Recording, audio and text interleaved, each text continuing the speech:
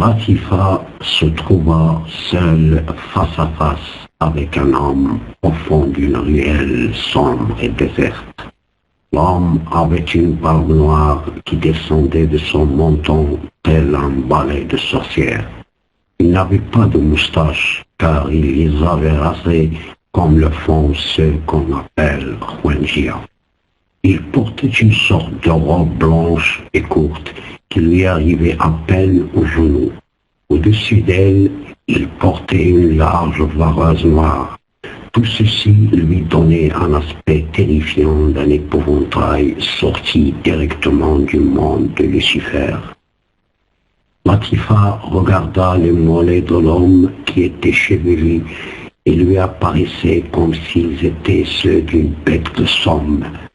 Les pieds étaient enfuis dans de grosses sandales de cuir. Latifa regarda cela car, en fait, il n'osait pas regarder l'homme en face. Il avait peur, très peur même, une peur froide qui la paralysa. Elle sentait une sueur froide et des frissons secouèrent tous les membres de son corps. Le Khwanji matait Latifa d'un regard inquisiteur comme pour juger de sa beauté et sa féminité. Sentant son regard peser sur elle, elle marmonna entre ses dents.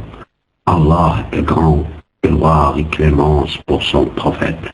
L'homme lui répondit sur le champ, pourquoi avoir peur puisqu'ils sont avec nous? Elle sentit son odeur se rapprocher d'elle, elle ferma un moment ses yeux, puis les rouvrit en reculant comme une bête traquée. Qu'Allah puisse éloigner de moi le chemin d'Iblis. Il l'interrompit.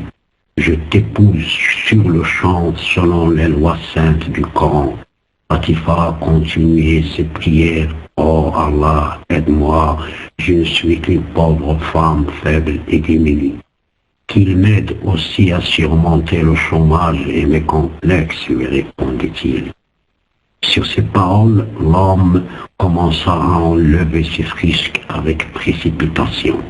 Latifa, craintive, lui demanda « Que fais-tu, homme?